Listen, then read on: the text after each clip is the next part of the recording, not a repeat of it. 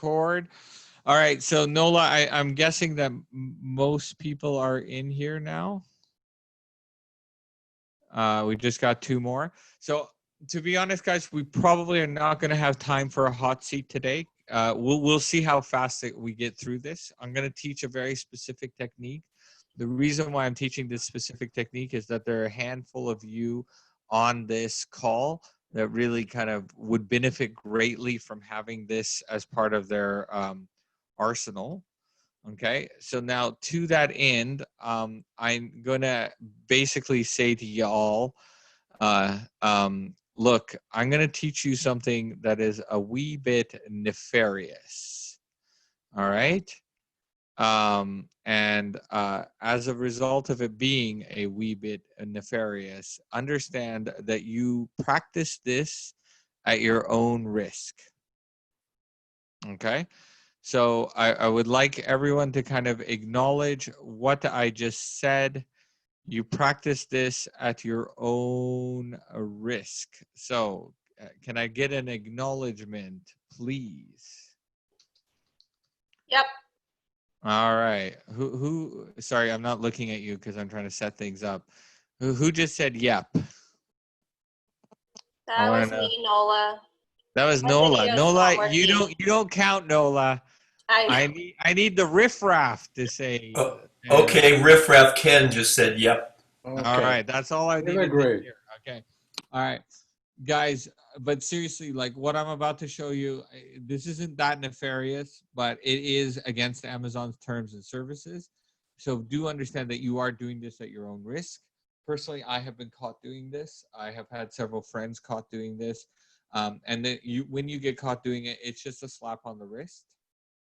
Okay, so it's not a big deal to get in trouble for this, but there's always that chance that Amazon will just decide to go nuclear because they're having a bad day or something like that.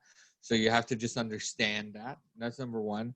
Number two, we're doing this to kind of better our marketing strategy. Once you've extracted the information that you want to extract from this, I would recommend stopping doing this strategy. Okay. So basically what this boils down to is Jordan and Jason, okay, specifically, and actually it's not a bad idea that Jordan and Jason chat about this from time to time, are trying to figure out where their book belongs in terms of marketing, okay? They both have books that fall into multiple categories or between stools, if you will, right? And so when you have a book where it's difficult to know where should I actually market the book, you're kind of entering that scenario where it's like, well, I'm not sure what to do or how to get there. So, but this strategy is useful for anyone who's doing this. And this is a strategy that I'll use to kind of prepare for a launch. Now, it does involve a usually putting your book on a two to 3 week pre-order, 4-week pre-order. You know, everyone's a bit different. Now, pre-orders are a bit what do you call it? They're a bit of a double-edged sword, right? Like they can negatively affect you in ways, ranking and stuff like that. So it is one of the, but I think that like the ways that pre-orders can kind of screw with you are secondary to kind of some of the knowledge that you can gain doing this technique. And as far as I understand, and I really need to be clear, it's not like Amazon's telling us anything. This is just our best understanding of what's going on.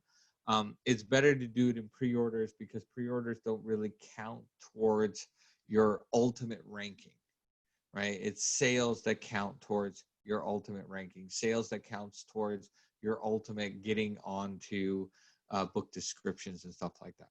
Okay, so the first thing it involves is, and I'm just gonna, I have to just kind of get my thing, there we go. All right, so I'm gonna share my screen. All right, share. All right, I'm gonna sign in. Yay. All right, so this is a BookBub ad. Does everyone know what a BookBub ad looks like? Okay, right? If you do not know what this is, like just understand that you will probably graduate to this level eventually. Okay. Um, Now, what a BookBub ad is it's an ad. Is everyone familiar with BookBub, first of all? So BookBub is the largest email marketing, book marketing program out right now. It has millions of subscribers, and like really like thousands of people get their book recommendations from BookBub, and all of their marketing is done vis-a-vis emails. So you get an if you when you sign up to BookBub, you tell them what you're interested in, and then they'll send you kind of daily and weekly recommendations. And at the very bottom of that email is a little space where we have the potential to advertise our books at the very bottom of it. Okay. So when you're creating a BookBub ad, here are the kind of handful of pieces of advice that I recommend. Number one, on the creative, you want to put your value proposition. So the value proposition is, in this case, is 99 cents. And because I was doing a box set, over 1,500 pages of magic and mayhem, 99 cents, right? Like the value proposition is front and center. The second thing you want to do is free on Kindle Unlimited, because all of your books are going to be on Kindle Unlimited, right? So you want to have these two or these three kind of points, and then you want to make the image as good as possible. And I will tell you right now, if you are targeting metaphysical stories, having a ad imagery that feeds into kind of what like is the common elements of a metaphysical cover will work better than if it doesn't. If you are targeting romance, having images that feed to the romance, it really makes it, you want to kind of make sure that your poster, your BookBub image or ad is coherent with the genre that you are targeting. Okay. So then the next step you have is you assign where in the world is this going. Okay. So this one is my United States link to Amazon. And if I click on this, you will see that indeed it goes to the US, and here is my book, the book that I'm advertising. Okay. But you will also see up here, it says Paralot -20. Okay. Just want you to hold on to that little piece of information for half a minute. I'm going to circle back to this point, but this is important to note. Okay. So I'm targeting the US, I'm targeting the UK, I'm targeting Australia and Canada, and this particular ad, I just turned them off. Okay. But you can target individual Amazon stores. Then I get to pick an author.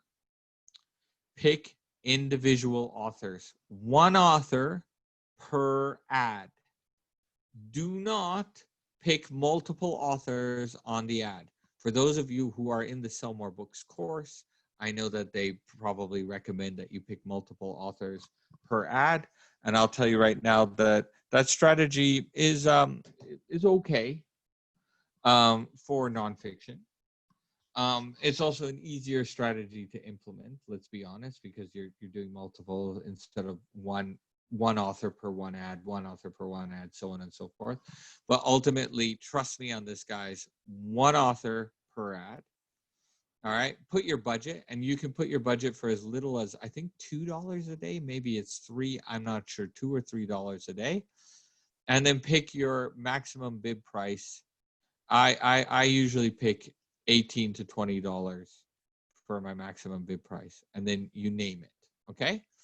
Now I'm gonna just get out of here, and because I don't want to activate this ad, and I'm going to look at my BookBub ads. I'm gonna just show you some stuff that I've done. Okay.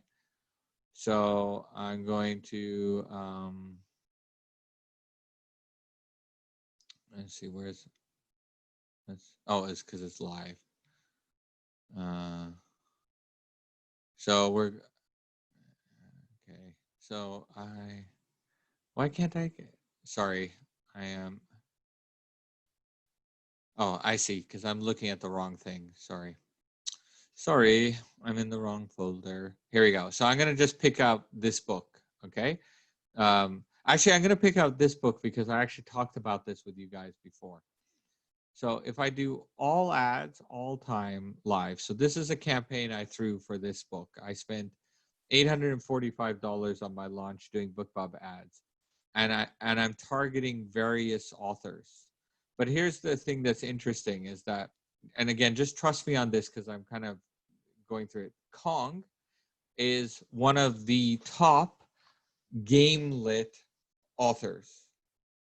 Okay, game lit's a very specific style of or genre, and Martell is one of the top what do you call it sci-fi authors, specifically military sci-fi authors.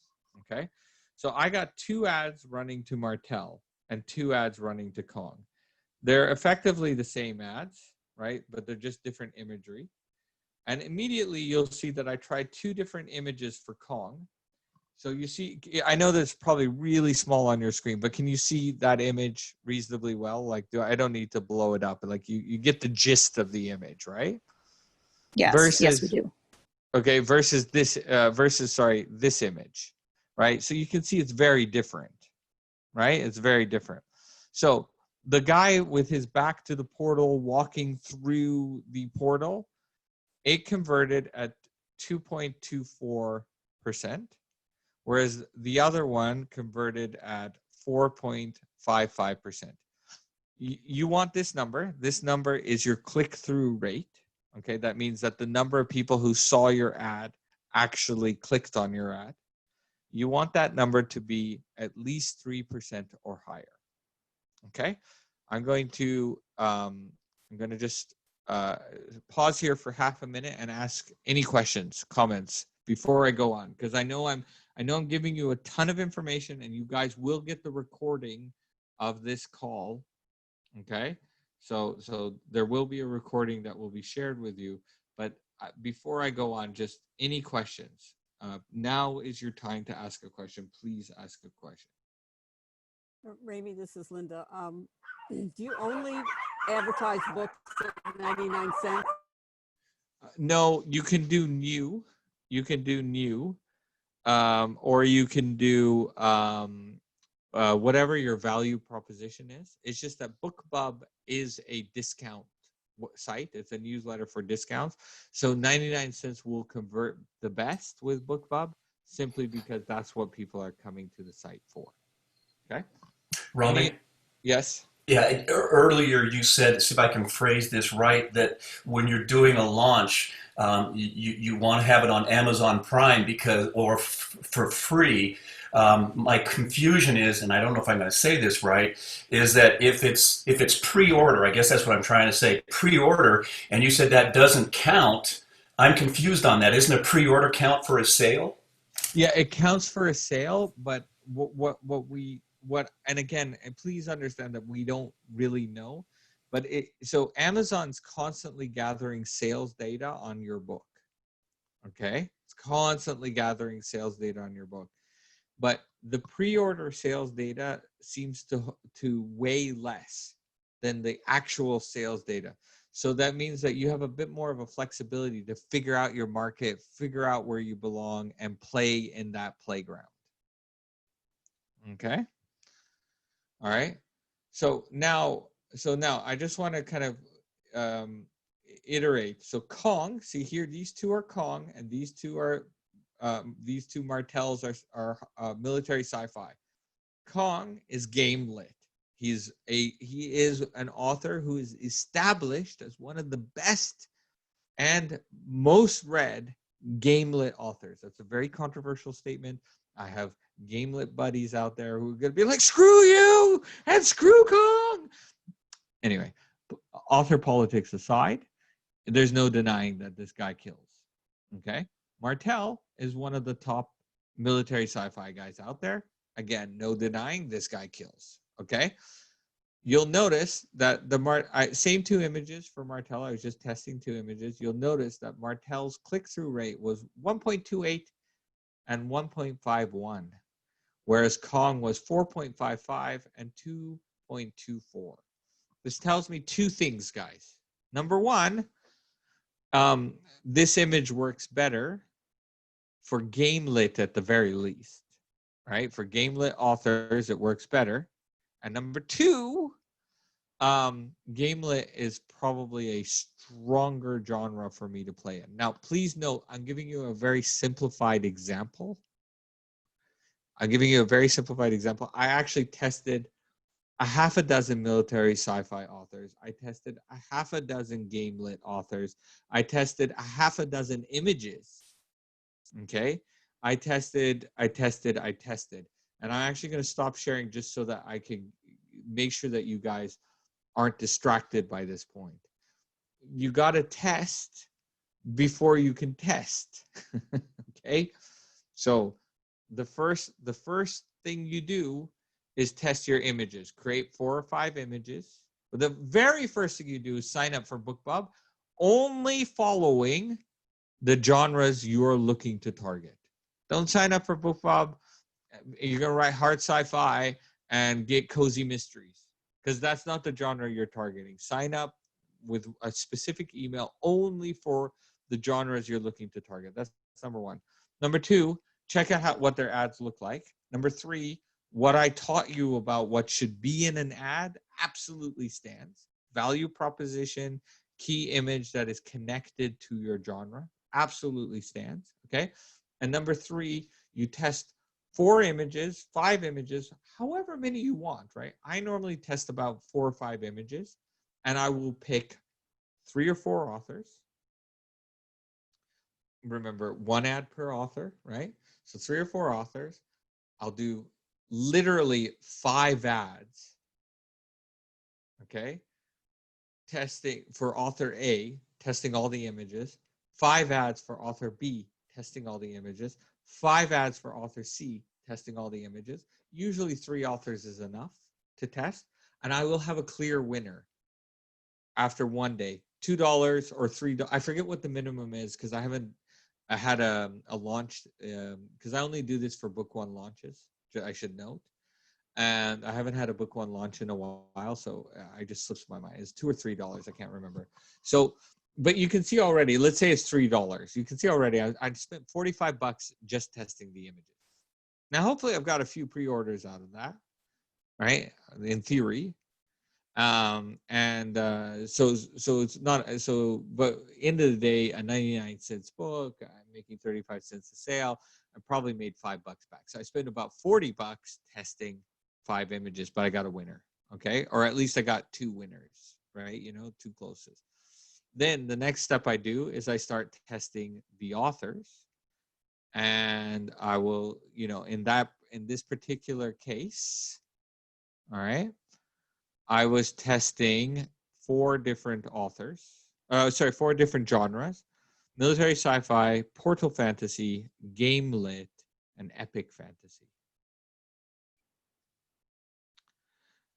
And the conclusion was game lit worked really well, but so did, ironically, I know I used Martel as an example, and Martel just didn't convert to me. Not every author will convert for you. Some authors will convert, some authors won't. Martel, I just could never get great results with. But like military sci-fi, those 2 genres worked beautifully for me. And portal fantasy worked really good as well. So I got a bit greedy, and for this particular launch, I wound up targeting all 3, because all 3 were great results for me. And that was a huge mistake. Only target one bucket, guys. Just 1 bucket, narrow but deep. Okay. All right. So I'm going to pause here again, because I know I'm going over some really high level stuff. Any questions? When you're testing your images to those different authors, are they the same images going to each author? Yeah, usually I'll do the same images. But so for example, in this particular example, sorry, I'm just going to shift the view again because I can see you, and so it helps me kind of like register what's going on with all your faces. Some of you are smiling, some of you look like you're a deer caught in headlights, and some of you look like you've been actually run over by that truck. So Marcia, there we go. Again, you guys know about the gallery view, right? I highly recommend using the gallery view for this. Okay, so in this particular case, I knew I was targeting 4 genres. So what I did was I think I picked, I can't remember now, 1 or 2 authors per genre. I think I picked one author per genre, and I had 4 images, and I was testing 4 genres. So I had 16 ads. I let it run for exactly 1 day. Okay. I had 16 ads running. You said you can do 2 per day, Marcia. What do you mean by 2 per day? $2 per day. I typed it in. Oh, You yeah. can do Okay. $2 per day. $2 per day. Yeah. So Yeah. that's what I did. Yeah. You can run 100 ads per day if you want, Yeah. but $2 is the They'll minimum. take your money. They'll take As your money. many ads as you want to run. They're Yeah. happy to take your money, and they'll charge you for every time you hit $100. That's right. Yeah. So I'll do 2. So I did 4 authors, right? 4 images per author. That was 16 ads at $2 a day. And I ran it for 1 day. You will get your results in 1 day. That's the other thing that's really good about BookBub compared to other ad platforms. Some like Facebook, for those of you who are going to dabble in Facebook, like you really need to run an ad for 3 or 4 days before it actually starts performing. At least 2 days. And depending on how good you are at Facebook, the faster you can get it to perform. But generally, I find that the first 36 hours for any Facebook ad I run is really high cost per clicks, and then it just starts to go down, down, down. And about day 3, it's bottomed out, and then it will stay there for a while and then start going up, right? I kind of see that with Facebook. With BookBub, it's instant. It's just like sometimes you'll get your results in 4 hours, just simply based on the time that they are sending out their emails. Rami, can I ask one more question? Yeah, I'm sorry. And I never know when to come in and ask, but you talked about testing with 4 different genres. Are they different genres than what you're writing? No. So what I mean by, and maybe I should be a bit more careful in the language I use. So we're all kind of targeting specific genres, but within those genres are multiple subgenres. Right. And so I wrote a book. So the book I just showed you is about 4 guys. Well, 2 guys and 2 girls, Sandy, Stu, Suzuki, and Beth. Right. They've been playing this virtual reality game. And what they discover is that this virtual reality game is actually real, and that the game is just training them for the real world. And because they're top level players, they've been recruited by that second world's army to fight the Dark One. So these 4 people join the army, go through the portal, and actually physically fight in this second land. And in this second land, because of the way the atmosphere is, and it's soft science, it's not explained, they basically all have the powers of Captain America. Right? They're stronger, they're more resilient, they're whatever. And so they're just like having a blast, right? And it's basically, anyone ever played Dungeons and Dragons? It's like it's a dungeon, like literally Stu, the character Stu, is a guy I play D&D with named Stu, and I literally and he's always screwing things up, and I based that whole character based on that guy, on my buddy who I play Dungeons and Dragons with. So as you can see, I'm falling into gaming because it really is a Dungeons and Dragons game just in real life. It fall into sci-fi because the virtual reality, you go to another world, they have science, blah blah blah. It falls into portal fantasy. Portal fantasy is a very specific subgenre of fantasy where you use portals to jump around. Oddly enough, portal fantasy is also a very specific genre of sci-fi, right? It fits in both. And I know Amber knows what I'm talking about because she writes in an environment that, like, I mean, portal fantasy is a big part of Chinese lit. At least the Chinese lit I have been exposed to. They always have some weird portal that they're going through. So anyway, and then the final one was epic fantasy, right? Because epic fantasy is for people with, you know, weapons fighting dragons, which is exactly what these guys are doing, right? So I was like, which one do I target? Which one do I target? And it was very stupid. I should have just targeted Gamelit. Right, that was just the best one. But it was doing so well in sci-fi and the testing. It was doing so well. So what I learned was I actually had my pick of the litter. I could have happily targeted Gamelit, sci-fi, military sci-fi. Well, not quite military sci-fi, but let's just, for simplicity's sake, call it military sci-fi or portal fantasy. All three were great for me. And I targeted all three, and my launch went terribly. I just recommend you target one. Okay. Now, typically, I have urban fantasy books, and you know, that will fall into academy, vampire suspense, you know, like other kind of subgenres of urban fantasy. And in doing this exercise, there's kind of a clear winner. There's like a clear winner, and then there's like not too far behind second place. And then my other targets are like, oh man, thank God I tested because I'm completely off. Doesn't work. Okay, so phase one, you test the image. And remember, I found that different image, Gamelit had a different image than sci-fi. All right, so almost sci-fi, portal fantasy, and epic fantasy all loved that circular image of him walking into the portal. But Gamelit liked the image of the four of them sitting around in a, for those of you who know, Ravenloft setting. Right? For those of you who play Dungeons and Dragons, it's a specific feeling given in in Dungeons and Dragons. Okay. All right. Cool in the game. So you test the image. I understand. Oh, Tosh, sorry. Sorry, I feel like I came really late to this call and I thought I was like only like 30 seconds late. But you say this is nefarious, so why are BookBub? I haven't given you the nefarious technique yet. Okay, but yeah. So sorry, I'm giving you the setup.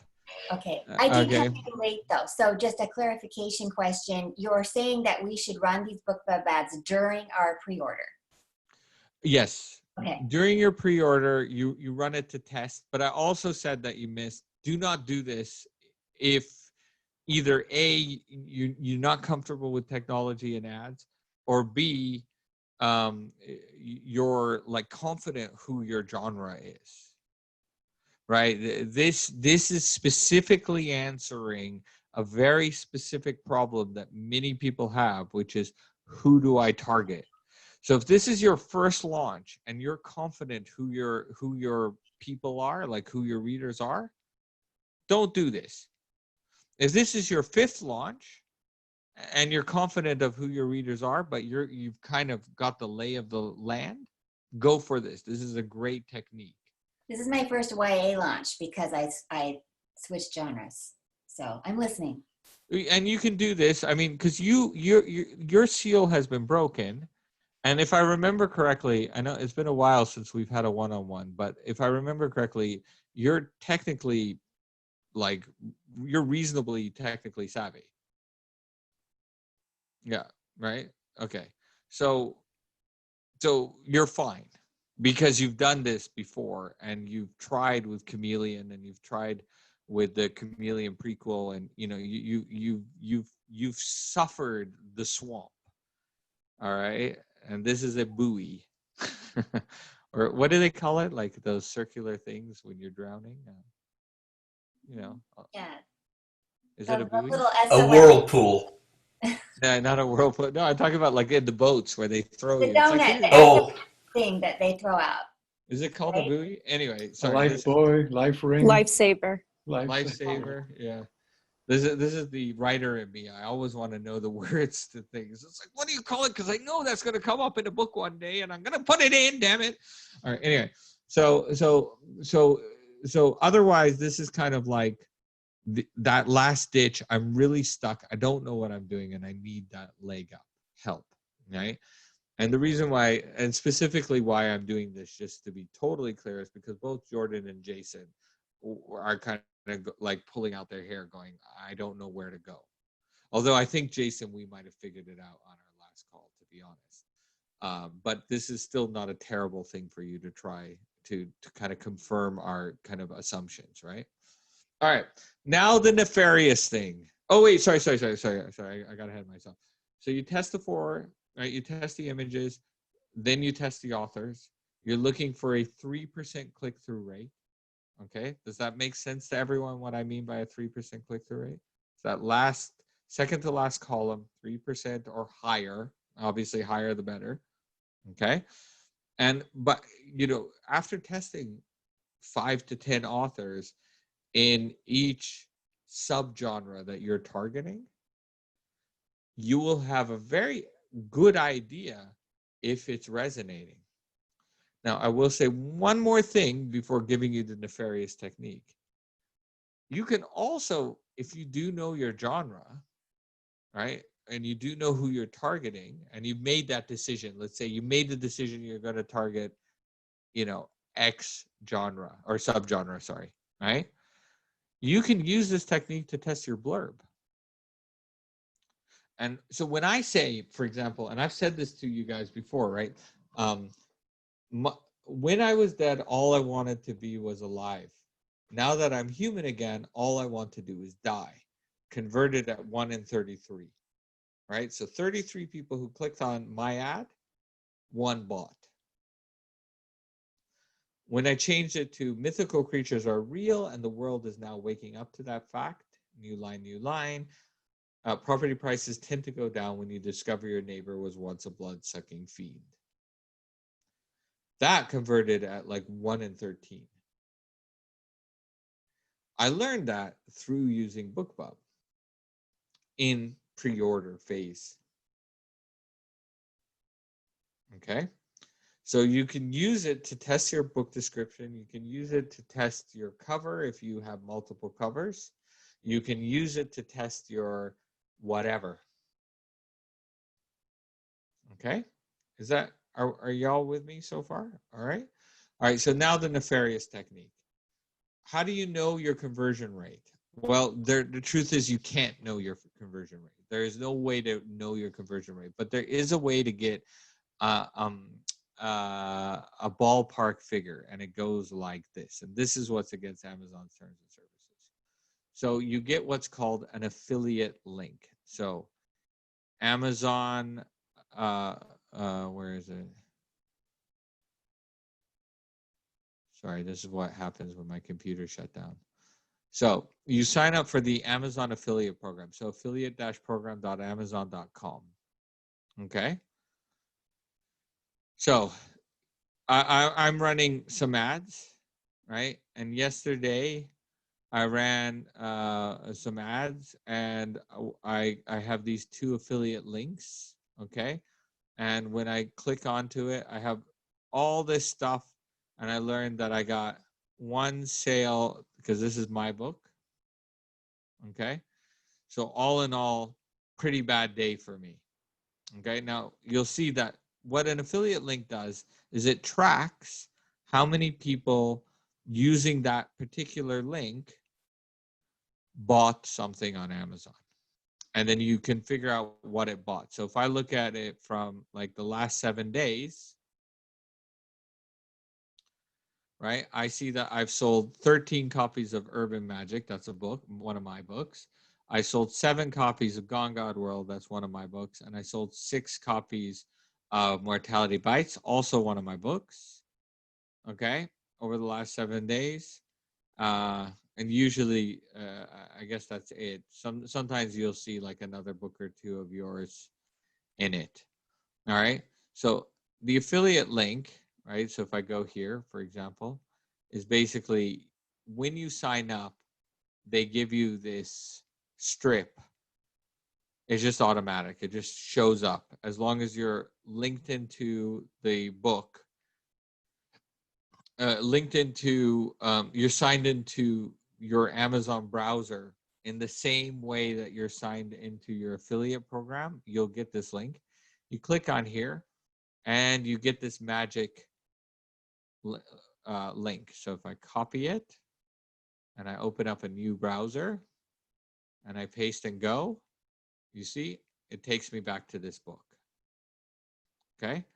But it takes me back to this book in such a way that it's tracking it. See?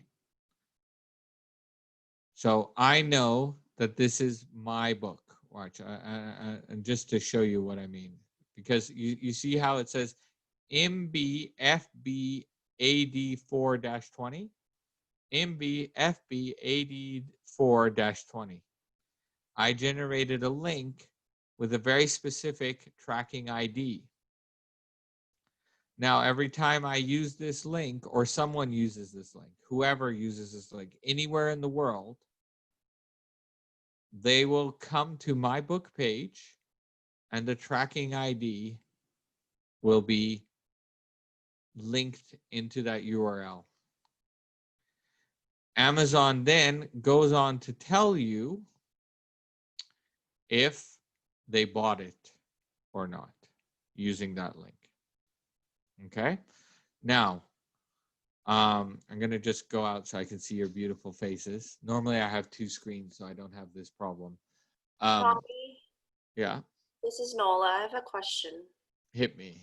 I've signed up for the affiliate link twice, and they have that rule where that you have 180 days to bring in enough stuff, and they'll evaluate you.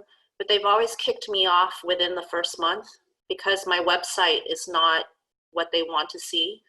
Yeah. So how did you stay on the affiliate link? So I'll show you that in a minute. I wasn't going to answer that specific question, but I'll answer that question in a minute. So so signing up for affiliate link, you have to prove that you're a legit business. Okay, so you do need a website to do it, and your website needs to have your books on it to do it.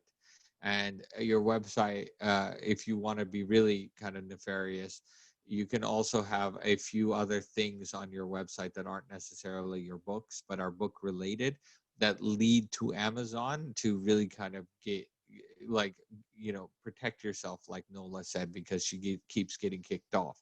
And you'll notice she keeps signing up again. They keep letting her in and then kicking her off. That's what the affiliate program is. It's just part of the game. Yo. Right. So to that end, what you want to do is two things. Okay. So number one, you're having multiple tracker IDs. Okay. So that's where is it? Here you go. So manage your tracking IDs. And in manage your tracking IDs, you can create all these IDs that you want, as many as you want. And each one of these IDs, I use, oh, sorry, I wasn't sharing my screen, was I? Yes. Sorry about that. So up here, are you seeing it now? Up here, you can go manage your tracking IDs, okay? And then you come to this page, and then you can add new tracking IDs. And I have all these tracking IDs, and each one of these IDs I've set somewhere else, somewhere in my book business ecosystem. A lot of these are redundant. I wish I could erase some of these. But for example, this is the ID that I'll use for my website, right? Keep Evolving Website, okay? This is, where is it? It's not easily, well, I mean here, anything with FB in it is Facebook IDs that I use, okay? Now, something to note about about the affiliate program is I estimate that they only record about 50% of your sales. And there's a lot of reasons why it's so low. So understand, this is not necessarily going to give you an accurate lay of the land, but if you're targeting 2 different genres for 3 or 4 days, using the affiliate links, you'll know which genre converts better for you. Right? If you're testing a blurb for 3 or 4 days, and then you're testing another blurb for 3 or 4 days, comparing the affiliate data and also just looking at your general sales, are they going up or down, will tell you which one is working better for you. Okay? Any questions? Because now I'm going to go to Nola's point. I know that this is quite complex, and I apologize for this, but so can you accomplish the same thing without affiliate links, just with more calendar time? So like, if without the affiliate links, what you need to do is, it's called creating a baseline. And what it basically is like you do 0 ads for 3 or 4 days, and you kind of, you know, so day 1 and 2 don't count. Day 3 and 4, you start to count your books. Maybe run it for a week. So day 3, 4, 5, 6, and 7, right? And then you go, what is my average number of sales over these, 3 to 7 days? And then you start running 1 ad from 1 platform, and then you go, okay, any additional sales above my average I can attribute to the ads. Right? It's not perfect. I mean, and that takes a long time. At least with the affiliate, you can kind of just run it for 3 days. You can do multiple tests at once, and you get a sense of which is working better than the other. But I'll be honest, there is potential that the affiliate program tracking is so poor, the data might be misleading. It's been my experience that the data isn't necessarily misleading. It's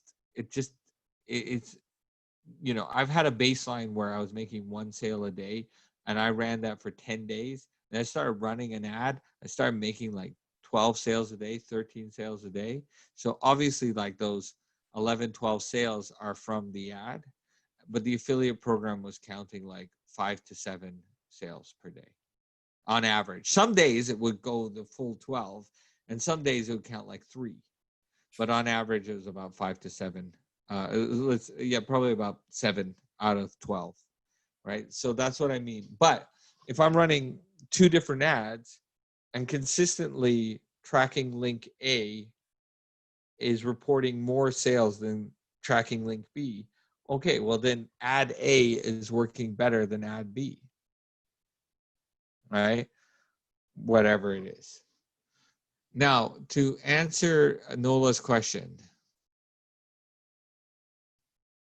so you all have websites, whether you're using WordPress or Squarespace or Wix, right?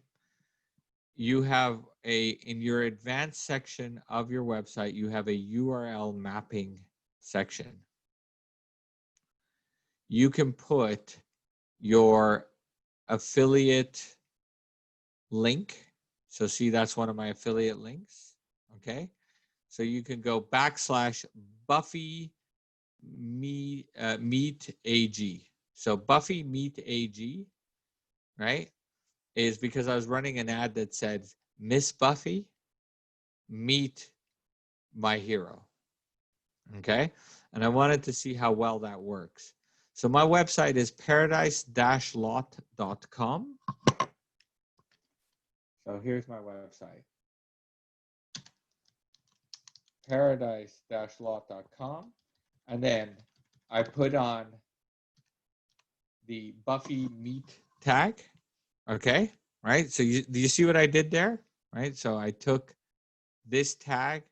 So it's a /that, right? You see what I did? Okay. Push enter.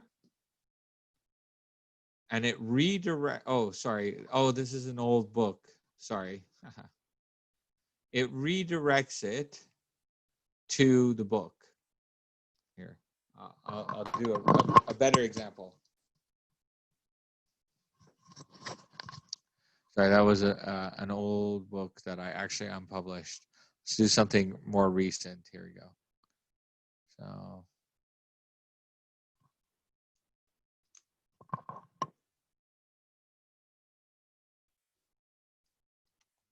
Okay, so M3-1, do that. And it takes me to this book, the book that I'm advertising. So what this is a 301 redirect. Okay. So when you're using an affiliate link, you need to redirect it through your website. All right.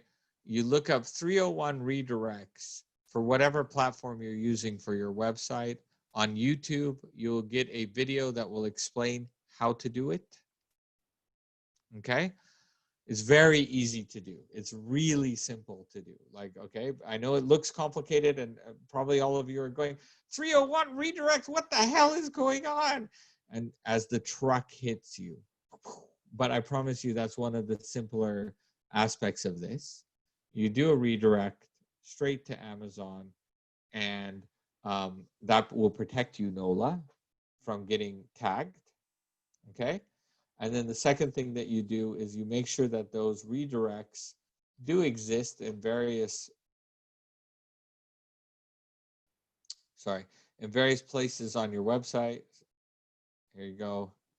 So if you see, here's my website. I clicked on books, right? And I got all my covers, all with affiliate links, right? And if you don't have enough books, you can just have a section on your website with a bunch of affiliate links to, other books in your genre, right? I mean, I have affiliate links pretty much everywhere, even in my articles, my blog articles. Like this is an affiliate link, for example, right? And so I'm able to say to Amazon, when they ask, I say, look, my website is full of these affiliate links and all my traffic is coming from my website.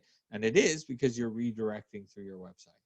The combination of the two is usually enough to appease Amazon. All right, guys, I know I gave you probably more information than a lot of you probably should have. So one of those things where a little bit of knowledge is a very dangerous thing, especially if you haven't published your first book yet, right? So I do apologize, but that's what the point of InNoWriLife is to give you the advanced strategies, the truly advanced strategies, so that you see what's coming up down the line and can start implementing these strategies if you feel comfortable doing them now. Or just simply, realizing like, okay, I'm not going to go down that route. That's not what I'm going to do. The three scenarios in which I recommend using this is, number one, if you have published a few books. First of all, I only use this for launching new series, book ones and new series. Okay, that's number one. So, but you're all adults. If you want to use it for book twos or standalones or whatever, like that's up to you. Okay, but number one, launching new series is what I recommend. Number two, only if you've had a few launches or you're in such a pickle with who do I target? How do I figure out where I'm going with this? How do I figure out what, who to poke at? This is a great technique. And then the third thing is if you want to test blurbs. And then the fourth thing is stop using affiliate links after you feel like you've got the answer that you're looking for. The fifth thing is understand that the data is not great. It's not great. It's kind of all over the place. So like I said, I was making an average of 12 additional sales. It was reporting an average of 7. Where did those 5 other sales come from when this is all I'm doing to push the book? and it's too early for Amazon to start pushing me, right? Like this was a book that was not performing. So there's no way that Amazon just suddenly decided to start pushing me. So it must have come from these ads, right? So affiliate links are just not accurate. And then the final thing is that if you do get kicked off, or if you do get your wrist slapped, don't worry too much about it. It generally is okay. Full disclosure, this is technically against Amazon's terms and services. And the truth is that like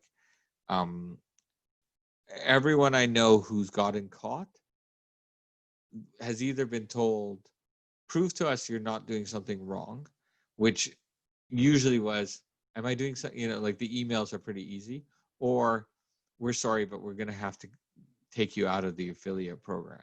At which point, just like NOLA, you just sign up right again. It's fine. It's like crazy, right? So that's kind of like the worst I've ever seen happen. But you never know, right? Amazon might suddenly start to crack down on this. You just never know. So full disclosure, this is against Amazon's terms and services. Proceed at your own risk. I don't want any of you coming back and yelling at me because something happened, okay? I warned you. And of course, if I hear about a problem happening, like a real problem happening, not just like a slap on the wrist, I will mention this. But to date, I've never heard of anything serious coming out of this. All right, guys, we have 3 minutes. So if you have a question, make it count or forever hold your peace. I see Linda is like going, oh my God. Better be a good question, Linda. All the pressure. I know, I'm caving here. I totally misunderstood affiliate links. Okay, first of all, I thought they were to generate extra revenue. And I thought that you went to your website and like where you have your little thumbnail, your book, and you link it to Amazon. I thought you put it there and then that generated revenue for you through your affiliate link. I didn't know it was really just for tracking. So I totally misunderstood what that program was about. Yeah, and I should mention you get a little bit of revenue. I'm probably earning anywhere from like $3 to $8 a day off of it. But I'm not doing it for the additional revenue. I'm doing it for the tracking. Because it is really minor. That said, I signed up for affiliate links back in the old days where you couldn't move the money into your bank account and you got paid in gift cards. And I have like $1,000 worth of gift cards right now, just accumulated. And what I do is I use those gift cards to give my fans swag, free books. I'm throwing a competition, free Kindle, whatever, right? So.